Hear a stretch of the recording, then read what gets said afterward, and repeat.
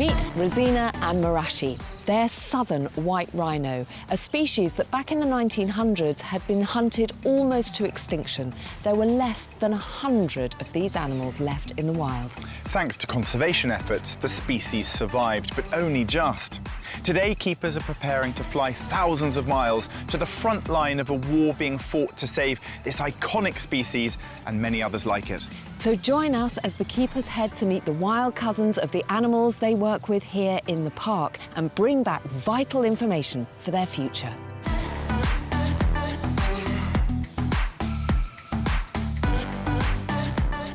We've got another jam-packed episode of Animal Park. And coming up on today's show, the baby marmosets are at risk from attack. It's absolutely terrifying for us. We love these monkeys, we don't want anything to happen to them. Jean finds a waterproof toy big enough for the tigers. But will it get them into the pool? Was it going to go in? Oh, is it going to go in? Come on, girls. And we'll follow 5 keepers on the ultimate fact-finding mission to Kenya. First wild line footprint, yes. As they learn all they can from some of the world's rarest and most iconic species. We're on a bit of a research mission here. We're going to find some stuff out and hopefully take that home with us.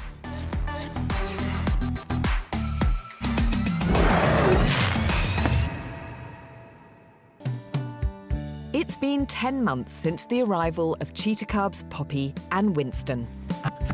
And whilst out in their enclosure, Head of Section Amy is finding it extremely hard just to keep tabs on them.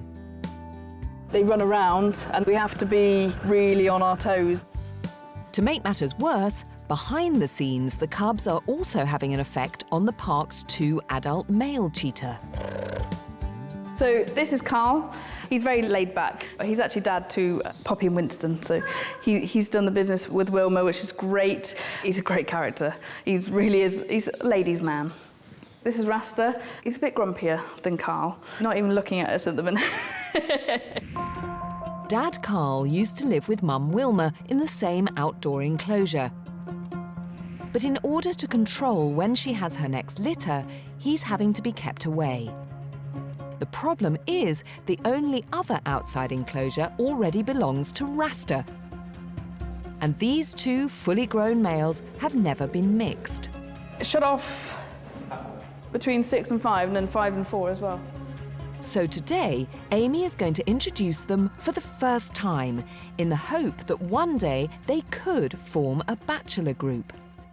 It's always a bit nervous, sort of just that first reaction to seeing, but you need to do it and just being brave and sort of opening up sliders and just seeing what happens, sort of thing. We're ready. If anything does happen, we can be there. We can separate them off. So it's all controlled.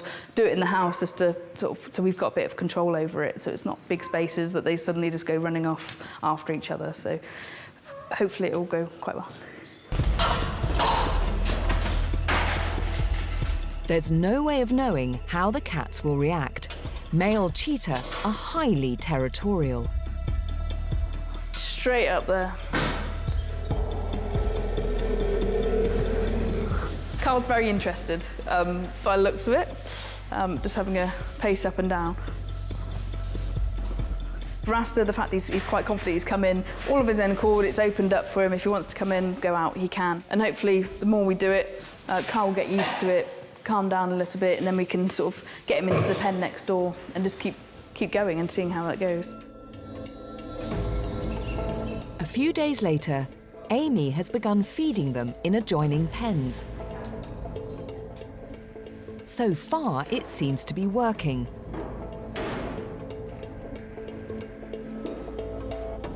But the moment the food is gone, tempers flare. A week later, and Jean is catching up with Head of Animal Operations, Darren, to find out if things have improved. They weren't getting on too well, were they? No, we're asking, this is a big ask, you know. We're asking for 2 male cheetahs to be very close to each other. They're not bonded, they're not blood brothers. Yeah, they're not family. No, there's been some hissing and lots of vocalisations from Carl as well. It is crucial we get this right. Yeah. We can't have single cheetahs living on their own. It's not how we operate. We're a safari park. We want these animals to go out. If Amy and the team can get this as a group, It'll be great for the animals, but it'll be even better for us as a You'd really want collection. to see that bachelor group forming. So what happens if it doesn't work? The crux is, if these two boys don't get together, then there isn't room for everybody. So somebody is going to have to leave, or somebody's going to have to go on to pastures. So it's really important that this is a success. It's whilst in Africa that the team will look for fresh ideas on how to mix the cats. Feeding time sounds as if it's going well. It's almost finished. Amy, come on over and join us. I hear that a trip you're taking to Africa might help you out with this. Yeah, we've got a bit of an expedition coming up. We've got so many unanswered questions here on the park. Yes. You can talk to other zoo collections and cheetah experts, but all these animals are in captivity. You know, what happens out there on the front line every single day, the battles these animals go through, that's where some of these answers are. We need that. We need that. And this is where they'll be heading. 10,000 kilometres away to the Lemur Conservancy in northern Kenya. The 250 square kilometre Lemur Conservancy is run today by CEO Mike Watson. In the 60s and the 70s, Kenya, along with many other countries in Africa, was suffering from a significant bout of devastating poaching of rhino primarily, but obviously of other wildlife species as well. And the demand for rhino horn was such that the population of black rhino in this country went from 20,000 to 200 in the space of 12 years. That was roughly 3 rhino every single day that were being killed. That's a massive, massive figure of rhino to lose for Kenya. It's by working with Mike and his team that expert keepers from Longleat will be able to enhance and grow their own knowledge. We do have plans to hopefully mix more animals in with our giraffe and zebra. So it would be nice when we go out to Kenya to see which animals mix well with each other, who hang out at watering holes together. We can bring that information back and then use some of those species that mix well naturally and bring them in our mixed exhibit. We would love to sort of expand into African species of invertebrates. So going out there and seeing the habitats they live in would be perfect. We'll join the team later as they begin their mammoth research trip to Africa.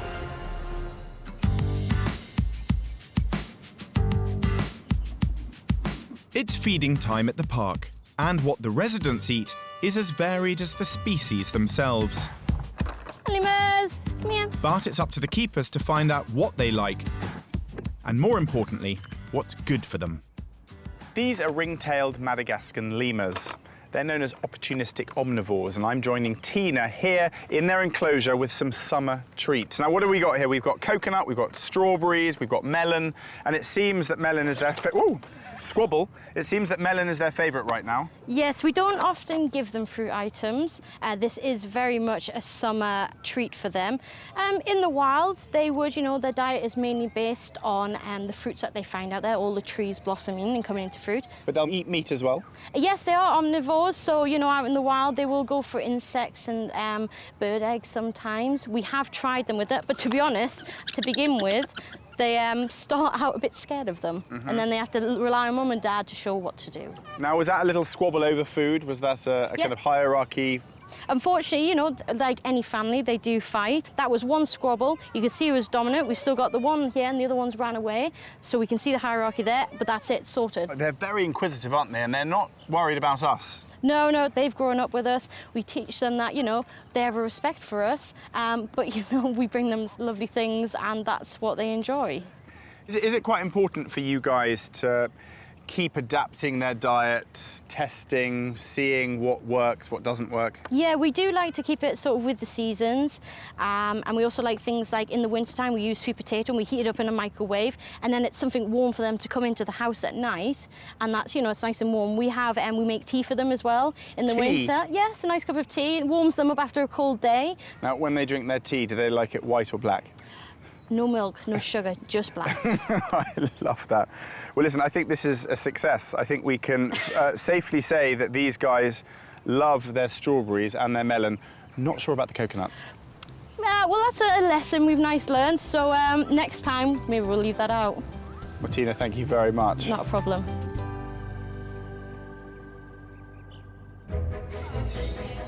Now, we're heading straight to Monkey Temple, where there's been a report of an intruder. Keeper Sam is on the lookout for the culprit. This morning, first thing, we let the monkeys out into outside enclosure. And one of our cotton-top tamarins, Luana, was sat in the tree, and a crow flew down and tried to grab her. I've worked here 3 years, it's never ever happened before. It's absolutely terrifying for us. We love these monkeys, we don't want anything to happen to them. Monkey Temple is a walk-through enclosure. It means visitors can get up close. But with nothing protecting the monkeys from the outside world, it also leaves them vulnerable to predators. Crows are nesting nearby and are taking an interest. They've been sat up in the trees, they've been swooping around all morning, so the keepers that are out with the monkeys are having to keep a really close eye out. A group of crows is called a murder. Sam has no doubt that's what they're capable of.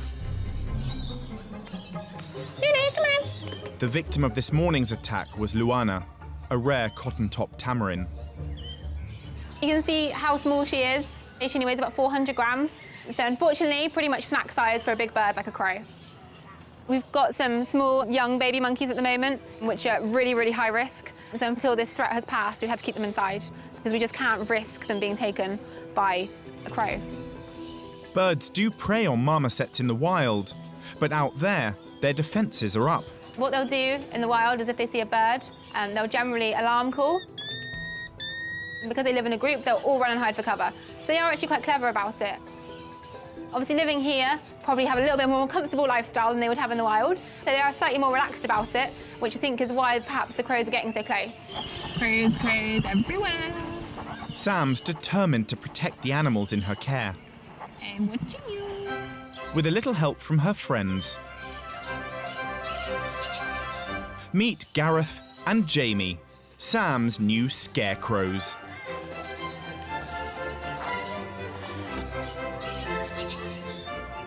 So we have a plan. These are our very plastic fake birds. So the idea is that crows are scared of birds that are bigger than them. So we're going to pop these out around the temple, and hopefully it might be a bit of a deterrent to keep the crows away from the monkeys. It's our first try. The only problem is obviously the monkeys are scared of the crows, which means they may also be scared of these guys. If the monkeys are worried about them, we might have to rethink, because it doesn't really solve the problem. There's only one way to find out what effect the fake birds of prey have on the crows and the monkeys. That'd be a good spot for the crow to see it, but the monkeys to not be too worried about it. Got a new friend. So it's great at the moment. Luana's just foraging in the bush there, which is perfect, normal behaviour. So far, she's not too worried, but it might just be she hasn't spotted it yet.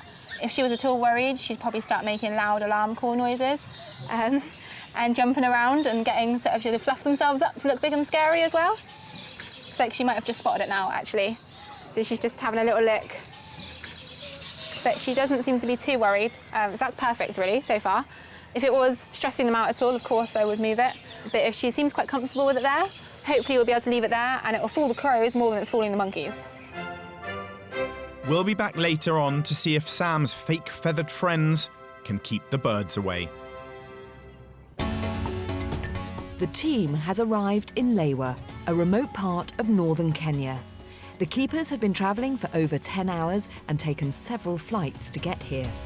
They've come to Lemur because visitors to Longleat have been raising tens of thousands of pounds each year to ensure the charity the Tusk Trust can continue its vital work.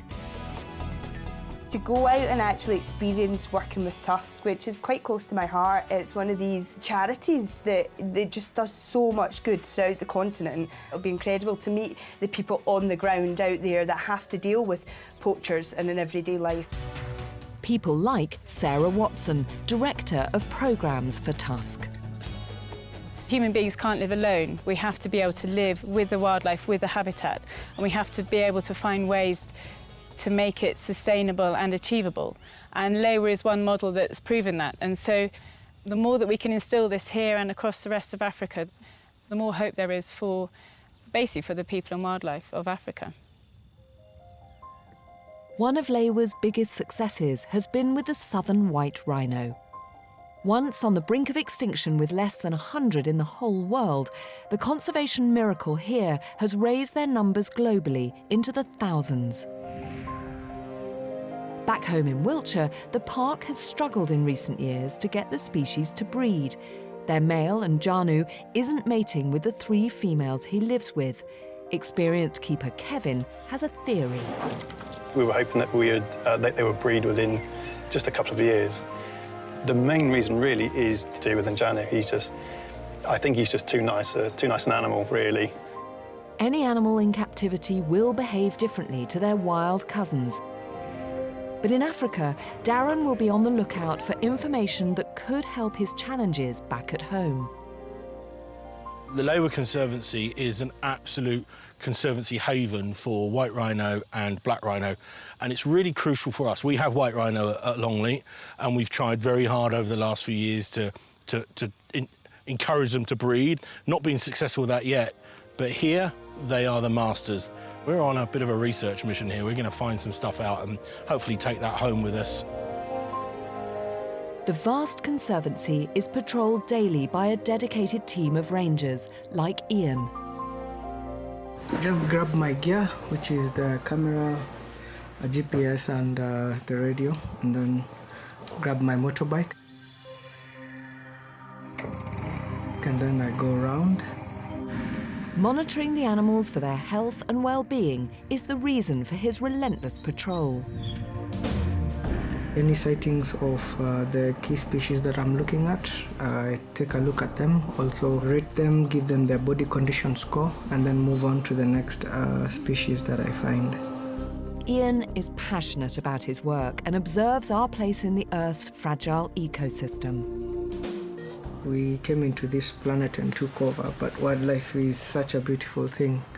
And to be working close with amazing creatures like this, wildlife is just amazing.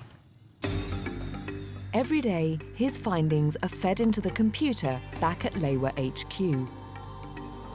Found a few buffaloes, got a few rhinos, about 10 rhino.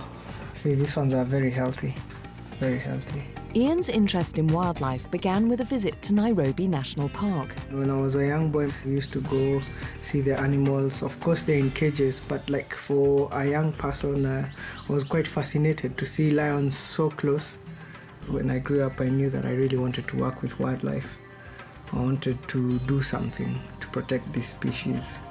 And luckily, I went to school for that, and here I am. Darren is keen for Ian to show them wild rhino and share his expertise. How are you doing? Very well. How are you? Nice to see you. Nice to see you too. Thank you for this. Thank you. My pleasure. Thank you. My Good pleasure. man. Wow, Thank great. you. Come and meet the team. All right. Oh. Hi. Good. How are Thank you? Not too bad. Good. This is Polly, who looks after our rhinos. Wow. So. Awesome. Yeah. Awesome. Let's go and find some rhino. A total of 157 black and white rhino thrive here at Lemur. Due only to the constant vigilance of rangers like Ian, rhino here are seemingly safe from the ever-present threat of poachers, which stalks many parts of Africa. One of our big concerns all the time is the poaching and the evil, taking of the rhinos' lives. Mm-hmm. I mean, how do you monitor here that the rhino are safe? I mean, because you haven't lost any, have you, last year? No, we haven't lost any in the last Really? 3 years. Hey, well done. Yeah. And we're very happy and excited because but it takes a lot of work. Yeah. Rangers, Yes. security, intelligence, Yes. all that. Now, There's here, rhino we there. have rhino they're just here. The first one, that's the small calf, and then the lady is Rosie, and then the big guy behind there, that is Owen. Owen? Yeah, Owen. Keen to compare them to his rhino back at home, Darren wants to know more about this wild family. And is that unusual to see the bull with the female? For white rhinos, they are quite social. Okay. In fact, even this is a small group. At times, you'll find that even the cousins are there, and you'll find 5 to 6. Well, that's good to see. That's good to see. It's an opportunity for Darren to discuss his captive group of rhino and his male, Njanu. Our male lives very comfortable. There's not really much aggression. It's very almost brother, sistery, cousin-y. You want him to be a bit, hey, come on, girls, you know, and he's not. And he's not, yeah. With them, you have to have more than one. If there are two males, at least they'll want something. They'll want to compete. Then the better chances of it mating, and this one has to wait. So, like, it will trigger that sense of, like, reproduction. But birth is only the beginning of the story. Here, young calves are vulnerable to attack. Once they are born, there's everything that wants to eat that rhino. There's hyena, there's lion, there's even sometimes you'll find a pack of wild dogs just chasing after rhino. The mother is defending the calf, plus the male rhino is also chasing. He'll come in to defend. Yeah. That's an impressive horn the male has, isn't it, over there? Yeah. And it's the horn the poachers are after. Tusk and Lemur are working hard to change opinions here. Several rangers were once poachers. When the calf is born, the rangers have a right to name it. That's brilliant. And then they give us the names of their families. They give us the names of their mothers, the names of their wives, children, fathers, and it's important to create that attachment with these animals, because once you do that, you're no longer looking at Rhino X. You're looking at Sophie, you're looking at Callum, you're looking at somebody who you can put an attribute to. And also one important thing to note is that they name them also depending on their behavior. Oh, do they? So, yes. Sometimes you'll find a rhino being called Mpole, which means very gentle in Swahili. Oh, okay. Do you get some called Grumpy? And, we have Mkali. That means very tough. Although Ian and his team seem to be winning the battle with poaching, as our keepers will see later, it requires a huge amount of coordination and surveillance.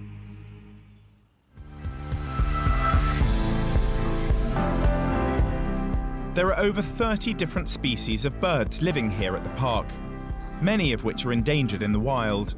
And in just the last year, keepers celebrated a significant milestone. It's feeding time for the pink-backed pelicans, and I'm here with super keeper Mark Tighe. I'm allowed to call you that because a little bird told me, well, in fact, quite a big pink-backed bird told me, that finally your work with these extraordinary birds has been recognised. You've just won an award. Yes, we did. I'm so proud of you. It's not just me. Well, There's an awful lot of other people helped. I know, but I remember many, many years ago, you carefully, desperately trying to get these birds to breed, and you've done it. Well, finally, we've got them to do it. You know, this is what we've been aiming for. We've had much success with hand rearing. Yeah. But although that was a first, wasn't it? No one had managed to hand rear one before. That was a first. That came with many problems. But this bird here, that is the first parent reared one we've had. And this has been, what, 20 odd years in the making.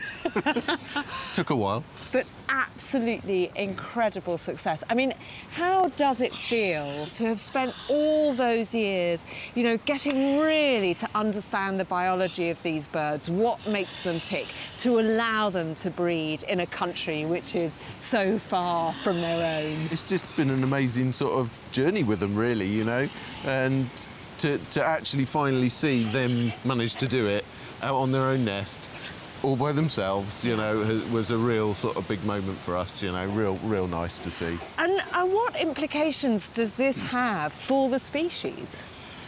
Well, hopefully you can keep going forwards with more parent rearing. You know, the fact is, you get that one bird that can do it, it proves it can do it, the others see it happening around them, so they all think they can do it.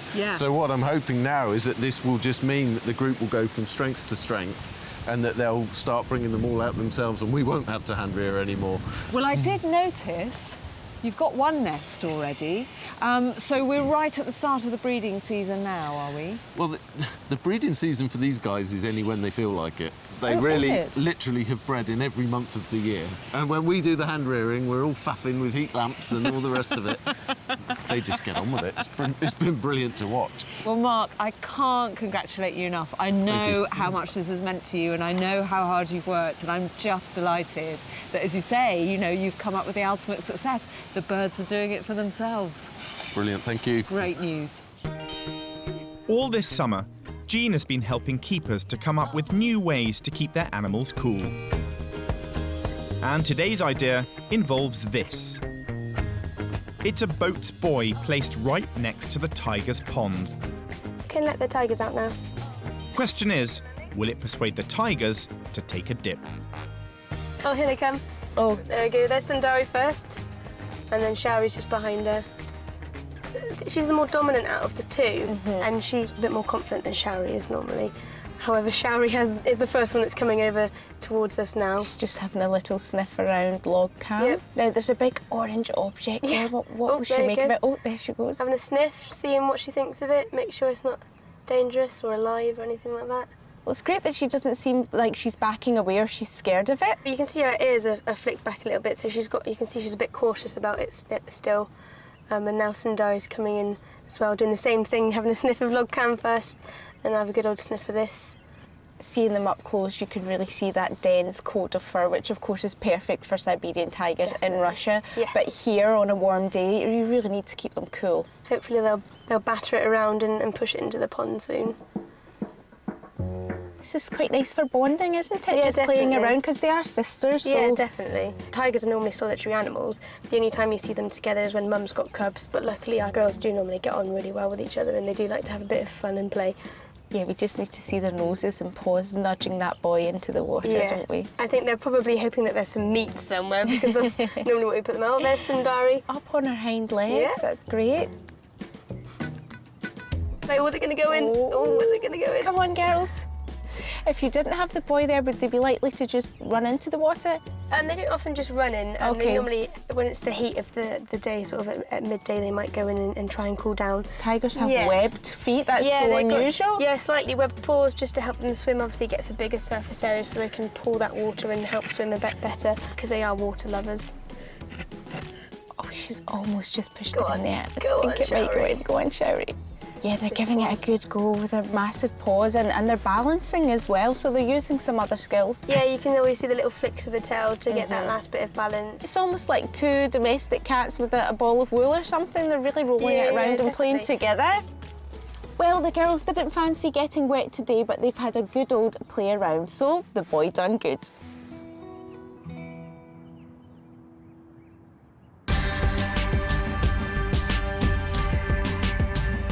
It's mid-afternoon, and over in Monkey Temple, keepers Sam and Shelley are busy nervously moving marmosets. This group of monkeys we're just about to shut in, and then we're going to let out our black-tailed marmoset group, which have the little babies. It's been 3 days since an unprecedented attack in which a mob of crows nearly flew off with one of the park's marmosets, sparking fears for the safety of their two newest arrivals. Today, Sam is letting the family and the babies out for the first time since the attack. Hello guys, you coming out? So this is Mum that's come out first. And then we've got Dad and one baby, I think, by the looks of it. Hello. This is one of our baby black-tailed marmosets. No bigger than the palm of Sam's hand, the babies could easily become a bite-sized snack to a hungry crow. Being so tiny, it's the little babies we were a little bit more worried about. The park's other groups of larger marmosets have continued to go out safely each day, albeit under the watchful eye of Sam's two fake birds of prey. Never had any issues with crows before, so all a bit strange. Perhaps it's their breeding season or something like that, but we're just really happy that our bird deterrents have done the job. At 8 weeks old, it's vital the baby marmosets are outside as much as possible. It's a critical stage in their physical and mental development, learning important life skills from their parents. You can see Mum and Dad are doing a great job of looking after them and guarding them as well. Now finally free to explore their open-topped enclosure, it seems Sam can finally breathe a sigh of relief. This is exactly where they should be, out and about, running around, enjoying the sunshine. So it's great. As you can see, they're really enjoying themselves. The Conservancy of Lemur in northern Kenya is one of the few places in the world that is winning the war on keeping wildlife safe. We've got more white rhino and black rhino here than I've ever seen in my life. It's just stunning. And that's because the rangers that are looking after them, and we're talking armed guards, we're talking lay their life down to protect an animal. Lemur covers 250 square kilometres, and the challenge to keep it secure around the clock is immense. I'm in charge of this room, and I have a team of 7 radio operators. So we man this place 24 hours in a day. In the communications room, John ensures the experienced rangers on the ground are where they need to be at the right time. His wealth of experience and dedication to the wildlife helps inform his decisions. It's my passion, and that's why I've worked here for the last 21 years. And I've seen it grow gradually, and at least now we have technology. This tracking system means the wildlife can be constantly monitored. So this one is for tracking the elephants. We have 7,500 elephants, and out of those we've collared about between 45 to 50 elephants. So for example, if you look at this particular animal here, that is an elephant called Mulimasirwa. That is where she is at the moment. And if you go there, she's not alone. She could be in a small herd, and we have about 7,500 elephants currently in that area. We have what we call a security response team, and we can send them there to go and make sure that those elephants are safe. The advanced technology means rangers and anti-poaching patrols can be dispatched immediately to deal with any situation. Each of these green and white blue dots you're seeing, those are patrols. We have, in each patrol, we have at least 3 men whose work is to go out there and find rhinos, plus any other wildlife species. So they protect rhinos, and at the same time, they're protecting other wildlife species. Sadly, in spite of the efforts here at Lemur, poaching of rhino and elephant is on the increase across Africa. The armed patrols at Lemur are constantly on alert for poachers who illegally obtain rhino horn and ivory. Today, Ian wants to show the keepers their most critical challenge. Black rhino are on a knife edge in terms of conservation. With only an estimated 5,500 in the world, they could easily go extinct. These are 4 black rhinos, and we have Sonia and Subira. Subira is her calf. And then on the other side, we have Anna and her calf. It's quite incredible for us. This is a species that could be lost in our lifetime. But here they're not only surviving, they're breeding too. 2 successful breeding female black rhino. 2 successful breeding females. Amazing. Yeah. And then we have Anna there. Anna, this is her second calf. She's still a young mother, but we're expecting that she will give birth again next year. We're looking at 4 of only 84 on the Conservancy anyway. But I say only, that's a massive proportion of the number left on the planet.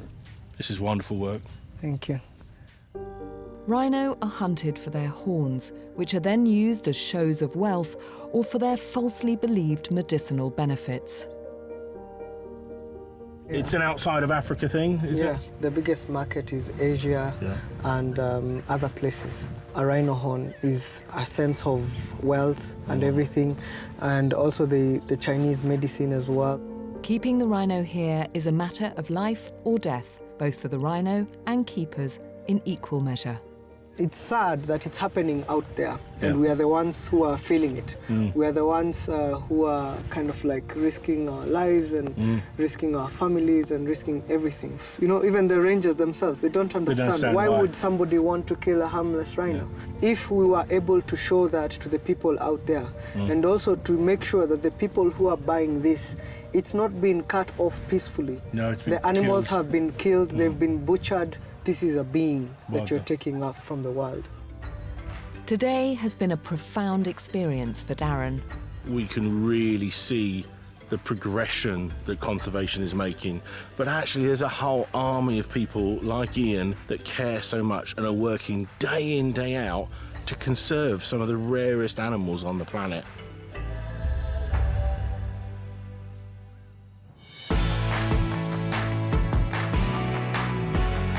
From the tallest to the smallest, the park is home to some pretty strange creatures. But when they're covered in slime, most people would throw in the towel. I'm here to meet an animal that I usually spend time avoiding on a rainy day in my back garden. But Graham, you're going to change my opinion about the slug. Well, I hope so. But these are probably one of the largest species of slug out there. They're the pancake slugs.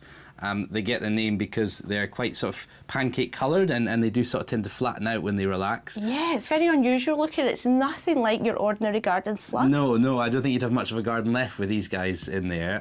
They grow up to about 12 centimetres in size, so they are a really enormous slug from Barbados, actually, so they're a tropical So it's an exotic slug. It is an exotic That's slug, good. yeah. I'm hoping you won't find these ones in your back garden. Being this close up, I can see there's 2 eyes there, and what are these 2 little things underneath? Yeah, these bits here really are like feelers, so he's just tapping away as he's moving, and he's looking for anything that is sort of nasty, that he doesn't want to sort of slime through, anything sharp, but also food as well. So these guys just constantly eat all the time. It's a really cool adaptation down there, and from this angle, it looks like the 2 stalks of the eyes are coming out from under, almost under a hood. Yeah, really unusual for this species as well. It comes out under sort of a bit of a mantle at the top there, and that's just an extra form of protection. So if you were to sort of just disturb him at the front there, you'll see that his eyes just retract straight back inside, and then he's poking them out, making sure it's all safe again before he moves on again. Now, Graham, you keep saying he. Have you sexed this slug? No, I should probably correct myself on that, actually. They are hermaphrodites, which means they're both male and female. So that's a really sort of unusual feature for most of the sort of gastropods, the snails and the slugs. He or she doesn't really make any difference. I don't think he gets that offended by it. But basically, they can produce both eggs and mate with the other sex as well. Well, I have to say, Graham, you know, they do have a bad reputation, but watching him for a little while, he's really interesting. I think you've changed my opinion. Oh, I'm glad. Yeah, he's great. Earlier, we met Carl and Rasta, 2 male cheetah that Amy and her team want to introduce into one bachelor group. If it works, Amy can keep all the cheetah here. If it doesn't, some of them will have to go to a new collection. Darren and Amy are seeking the help of an expert in the field, Mary. She is Lewa's research manager and one of the few people in the world who can help Amy with her issue back at the park. The cheetah have a house that they come into each night. They've got separate pens inside the house. We're trying to get them to have that close contact with each other in the house when they're feeding, different things, but they haven't actually met. Amy explains that after feeds, the older cheetah, Carl, has been showing more aggression than Rasta. Because Carl is the father to the cubs, he might be more territorial as well, so he might not want Rasta to come in and be close. Cheetahs are so territorial that like even one male can protect the whole of the entire of Lewa as the territory. He's going to be aggressive and he feels like is the dominant male. He's definitely going to feel, no, this other male is not come to my territory. Yes. As Carl is older and arrived at the park first, there's little chance of him ever accepting Rasta, the younger, new arrival. If they were young and they grew up together, then that would be good. But now they're all grown-ups and you're bringing in together. Yeah, trying to bring you them want together. them to stay together. I don't think that is going to work. It seems the difference in their age could be making things difficult, but Mary isn't ruling anything out. It's going to be fascinating to know how that goes. But you know, that is in captivity, and it is a different situation in the world. So we will keep in contact. Definitely keep in contact. You will tell us how that works. And if you succeed, you better document it. Yes. Definitely will. Yeah. Thank you. It's not the answer the team were hoping for. But on the drive back to camp, Darren spots another species that he's been wrestling with how to display back in Wiltshire: ostrich. It's really interesting to see how these interact with each other here. We're looking to run a group of ostrich together. Darren's always wanted to keep a large group of ostrich, but has never done it. So this is a great opportunity to understand a group in the wild. That's the male of the family, and then that's the female. The very young males are starting to mature, but once they are young, they will always stick with each other. And then they'll split later on after maturity. Back at the park, they've recently started incubating 12 eggs in the hope that they can form a larger group. But no one is quite sure if it would work. back home, we currently have a clutch of eggs, and we've got them in the incubators, but our female's also sitting on eggs that we don't want her to hatch out. That bloodline's no good. So what we're going to do is we're going to put some back under her, so she'll hatch them out thinking they're her own. Yeah, let them grow up together, and then they will have the notion that they are from the same family. Encouraging a female ostrich to raise unrelated chicks as one family from birth is something Darren is keen to try. Back at the lodge, he calls home to fellow keeper Mark. Hello, Mark. Hello, Darren. Just wanted to give you a quick call, hot off the press. We came across a big family group of ostrich, and as long as Mum and Dad rear them as their own, that they will accept them and that they will grow up without any risk of inter-male fighting. Oh, brilliant. The good news for you is... You've got 11 out of 12 fertile eggs. No way! Cheers, mate, thank you. You take care. Cheers, bye. Another great thing to look forward to. And if I can take a few more of those little pearls of wisdom back from Africa, then, you know, it's worth a 13-hour shift.